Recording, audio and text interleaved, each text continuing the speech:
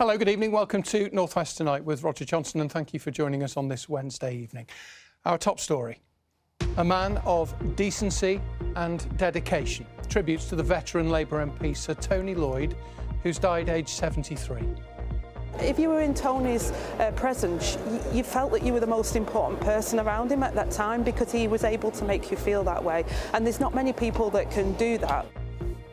Sir Keir Starmer said the Rochdale MP was devoted to his country and wanted to make the world a better place. Also tonight, this new Eden, Morecambe's spectacular new sea centre, says it's finally got the £100 million funding to get started.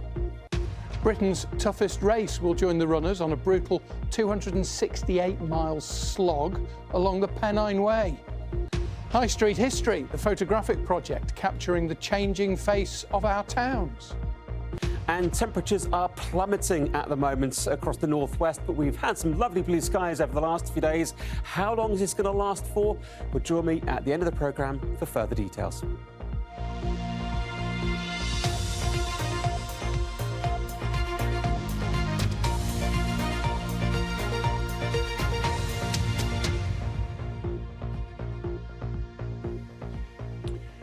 The veteran Labour MP Tony Lloyd, Sir Tony Lloyd, died this morning, just days after revealing that his blood cancer had become untreatable.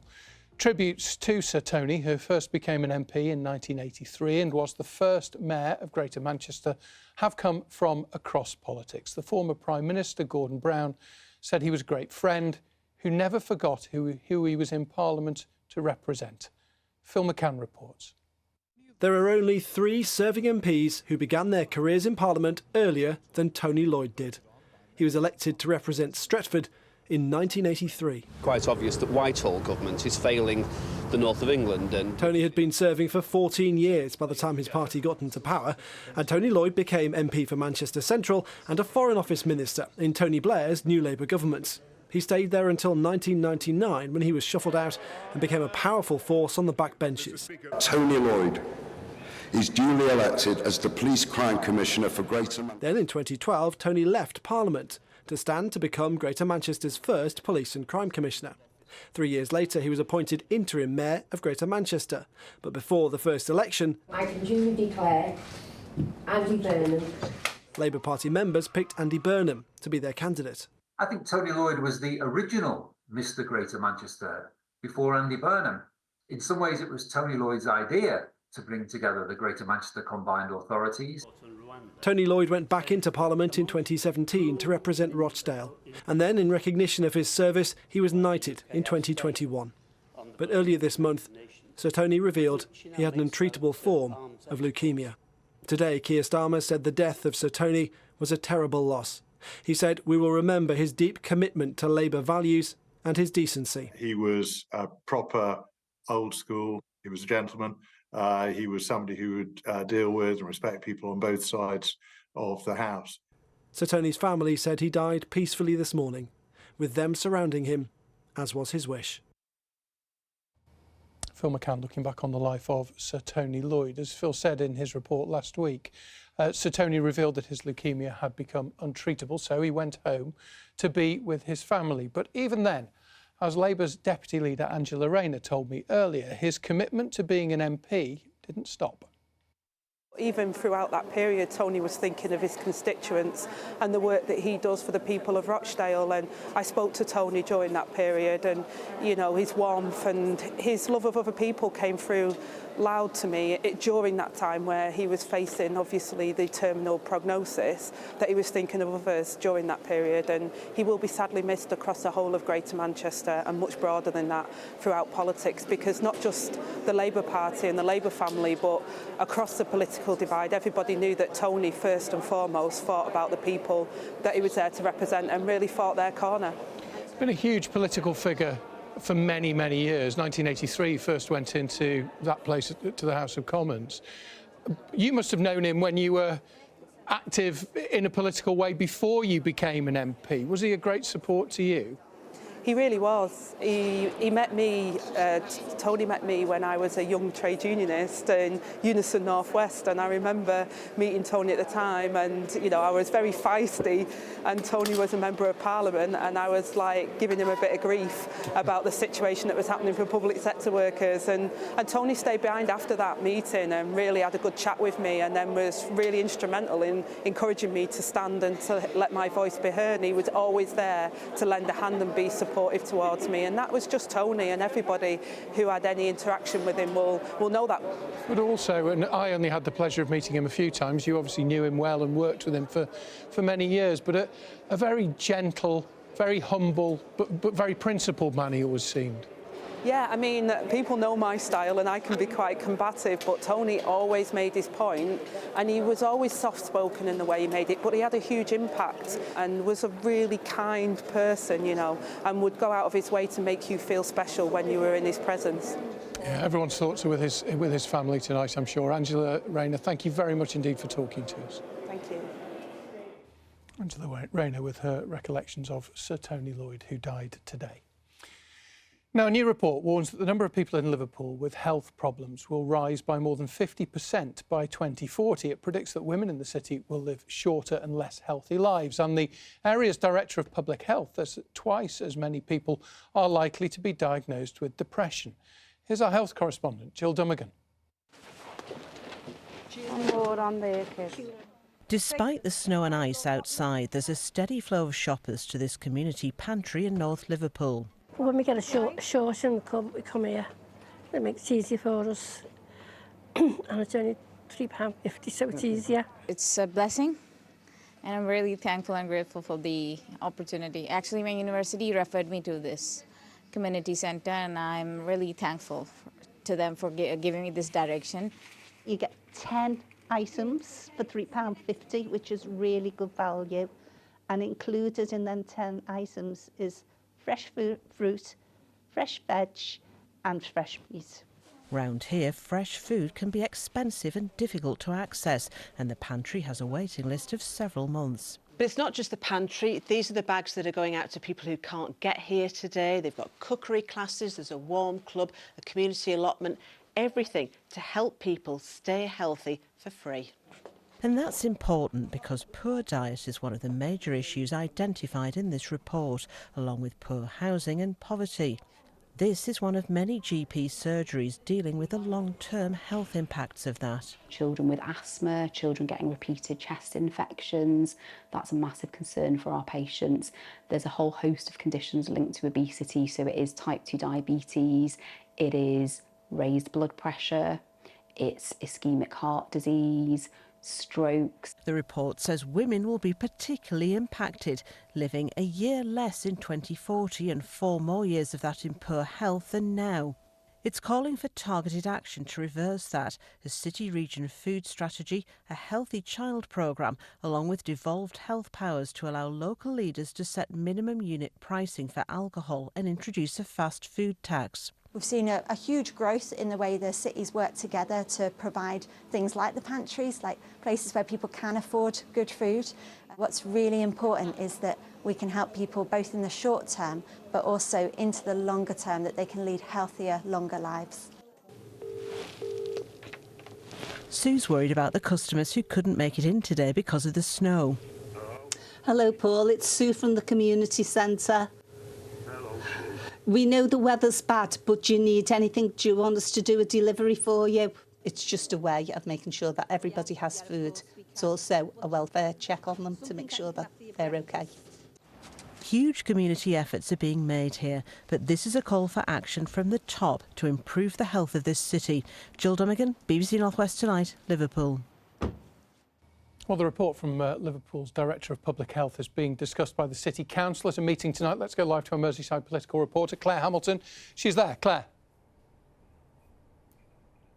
Yes, Roger, councillors are tonight responding to some of those stark warnings and grim statistics outlined in the report. Its author is Liverpool's Director of Public Health, Matt Ashton, who joins me.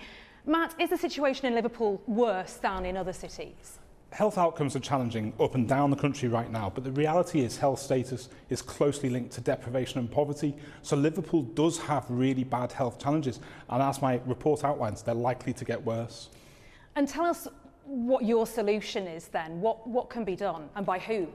So my report outlines a number of recommendations, work that we're already doing and work that we intend to do, including our Feeding Liverpool Good Food plan and our physical activity strategy.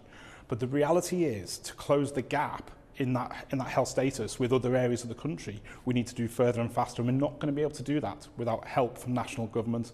And that includes devolution of health powers to us. It includes government action on things like obesity, tobacco and smoking. And it also includes giving us the money and the resources we need to do our job. OK, well, thanks very much indeed for joining us on the programme this evening. The meeting here in Liverpool continues. Plenty more to be said on the issue, on the state of Liverpool's health. Back to you, Roger. Claire, thank you. Claire Hamilton there, live for us in Liverpool tonight. Now, a man has appeared in court after being extradited from Pakistan and charged with a murder in Manchester 9 years ago. Andre Marshall was shot dead in Urmston in 2015. Abdul Hassan was arrested in Pakistan and brought back to the UK by police yesterday. The Mayor of Greater Manchester, Andy Burnham, has accused the rail operator Avanti of laughing all the way to the bank. The company, which runs services on the West Coast Main Line, has apologised after a leaked internal presentation described government subsidies as free money and performance-related payments for staff as too good to be true. The train operator says that the wording was regrettable. Now, a year ago today, it was similarly cold out. I remember well because I was standing in Morecambe, shivering on the seafront, talking about the proposed Eden Project North. The government, 12 months ago, had just awarded the new Marine Centre £50 million. That was half of the money that the project needs. It has been worryingly quiet since then. But today, finally, news that the rest of the cash is there and work can finally start, as Jonas Muller reports. Eden Project North is now Eden Project Morecambe, but apart from that name change, there's little else to see. When levelling up, Secretary Michael Gove stood next to the Eric Morecambe statue. He did bring sunshine with a government pledge of £50 million of funding, but that needs to be matched with private and other sources. Should we be concerned? And we've been working really hard, literally from the very next day after the announcement, to secure the second 50 million. We've got some really positive progress on that. We've been really clear about we need to generate that second 50, and we're looking forward to making some announcements in the next couple of weeks and months about that. The site will be transformed into a marine version of Cornwall's Eden Project, building on its mix of entertainment and education. The 4 pavilions will include the Bay Hall, where there'll be an exhibition and visitor space, the Rhythm Machine, where you'll see a hyper-real forest and large-scale sculptures and installations. The Bay Glade will be home to plants and art to focus on well-being, and the Natural Observatory, there'll be research and education. 740,000 visitors are predicted, at least 400 jobs created in the town, more in the region, and a boost to the economy. You know, there's the roads, there's the rail network, there's the parking, there's an awful lot to get this ready for its structure, and that takes time. But at no point do we have a doubt that it's going to arrive with us. Next week we should hear if both the government and private funding meets financial regulations. Over this last year there's been a lot to do, and it's been like the paddling beneath the surface, bringing together all the people who need to be involved, various boards. And the last week we had the first sponsors meeting, which is all those who are actually making sure this project is going to work. If all goes according to plan, we should see this site being cleared by the end of this year. And then construction work will begin with a soft opening of the attraction at the end of 2026. The public will then be allowed in 2027. I think if it happens, fine, but at the moment it's in the balance because it doesn't seem to be going anywhere. I think it's something good for the community to have, and the other one's so far away as well, isn't it? I think anything extra in Morecambe might bring us back here, yeah. Here, hopes are high that any delay will not stop reimagining Morecambe as a seaside resort for the 21st century. Jonas Muller, BBC North West, tonight, Morecambe. Watch this space, we certainly will. Now, last night, if you were watching the programme, you'll know we were talking about the new charge for green bins to be emptied in Cheshire East. At £56 per year, it is the highest in the region. Lots of you got in touch. Thank you for all of the comments. Here are some of them. Ken says that Cheshire West and Chester have put their fee up from £40 to £50 for 20 collections. Olivia is angry about that. Anne says that after feedback, Sefton cut its green bin collections to every 3 weeks, but crucially kept them free. Jan in Ellesmere Port thinks that £50 per bin there is good value and it would cost more to drive to the tip. Linda in Oldham, though, thinks that her council tax should cover it. Helen and Ian live in Congleton. They're fuming because there is no tip there, so they have no choice but to pay. Several people in Cheshire East, including Carol and Mike, say that they had had no advance warning of this. Well, Tony says it's ridiculous that we're even talking about this on the programme. What's the big deal? Because it is just £1 a week. Thank you for all your comments. That's real grassroots local politics, of course. And although the general election speculation continues to make national headlines, there are numerous elections taking place closer to home this year, and the clock is ticking on them, as our political editor, Annabel Tiffin, explains.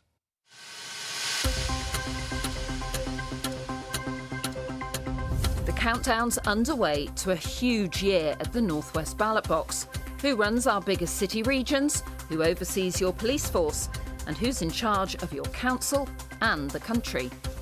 The clock is already ticking on the local elections in the spring, but when will the Prime Minister fire the starting gun for the general election? And here on the Lancashire coast, there could be a test of public opinion even sooner. The local MP in Blackpool South could have time called on his career. Scott Benton is appealing his suspension for breaching lobbying rules. If he fails, a by-election might follow in a key battleground. It's such a key marginal. It's so crucial for the Conservatives to retain it, so crucial that Labour win it, and it really is a classic battleground seat. But the first definite date for the diary, May the 2nd. Metro mayors for Liverpool City Region and Greater Manchester, and a city mayor for Salford up for election, along with 4 police commissioners and local elections in 22 councils. It's last chance for the parties to put on a show across the country, across the county, across our region. But all of that's just a taster. The big guns already kicking off 2024 with trips here ahead of the big one later in the year. In the northwest, especially in swing seats like here in Bury, they're under starters' orders for the general election, which the Prime Minister has suggested could be in the autumn. So just how important will these places be to decide who gets the job that this man held 200 years ago? At the last election, the Conservatives won seats in our region that they never really envisaged ever winning. Can they defend them against the odds at the forthcoming election? That will decide who walks through the door of number 10 come this autumn. Westminster awaits for 72 North West MPs from Crewe to Cumbria, Bootle to Burnley. The clock's ticking. There you go, Annabel with the countdown. Lots more of that on Politics Northwest on Sunday mornings with Annabel and the team at 10 o'clock. Now, it has been described as the most brutal race in Britain, the Montaigne Winter Spine Race. The spine in question is the 268-mile route along the so-called backbone of England, the Pennines. I went over the top in the snow yesterday, although it wasn't too bad. Andrew Hartley, our reporter, joined some of the competitors as they slogged through a very snowy Cumbria. Setting off from Edale, brave runners in what's widely regarded as one of the toughest endurance races in the world. Wind chill temperatures at times were down to minus 20 degrees Celsius. They do this race because they want it brutal. They want that experience, and this is given it to them. They've had the sunshine, they've had the cold, and now they've got the snow. You are kidding me. They want this. They do, yeah. That's why they come and do it in January. Feeling great, thank you. Just what I expected. It's so tough, around half of runners won't make the finish line. The current leader has only taken 30 minutes of sleep since starting at 8 on Sunday morning. I have to finish it. Even though it's freezing, it's snowing, conditions really couldn't be much worse, could they? I know, but I won't have to put up with it for another 2 or 3 days. But if I don't, I'll have to put up with the failure forever. All day yesterday with my sunglasses on, beautiful, beautiful weather, beautiful scenery. It's a beautiful part of the world as well. So it's nice, and even today it's beautiful, it's great. Duncan arrived at the checkpoint in Alston, having raced for more than a day. How are you feeling? Yeah, tired. I need to sleep now. You're going to get a bit of kip? Yeah, 27 hours on the go, so yeah, have a bit of kip. It was very icy on top of Crossfell. Just it was a bit treacherous, slippery, and it was snowing like this last night as well. So we came over at 3 in the morning, so it was quite wild. 3 in the morning? Yeah. The full 268-mile race started in Derbyshire. The course takes in the Yorkshire Dales, North Pennines and Northumberland, ending just north of the Scottish border. It's 170 miles up to this point. There are still 98 to go, and it is absolutely freezing. Andrew Hartley, BBC North West Tonight. Not cold enough to put Jack Scott off, though. He's 29 and he's finished. He won it in 72 hours, 55 minutes, did an average speed of just over 3 miles an hour, which is not bad if you think he's got to try and find some sleep in there as well. Now, a good result is what Everton will be looking for tonight in football. They'll be hoping to put their off-the-field troubles behind them. They play Crystal Palace in their FA Cup third-round replay. If Everton win, they'll host Luton in round 4. Luton won their replay 2-1 against Bolton last night. Dion Charles had put Wanderers of League One ahead, but Premier League Luton scored twice. This is their winner to go through by 2-1. Now, we all love our high streets, don't we, wherever you live, and we worry about their future in a changing world, online shopping and the whatnot. But for the past 2 years, people at Prescott on Merseyside and in Chester have been taking part in a photographic project. It was run by Historic England to capture life on their high streets, as Andy Gill reports.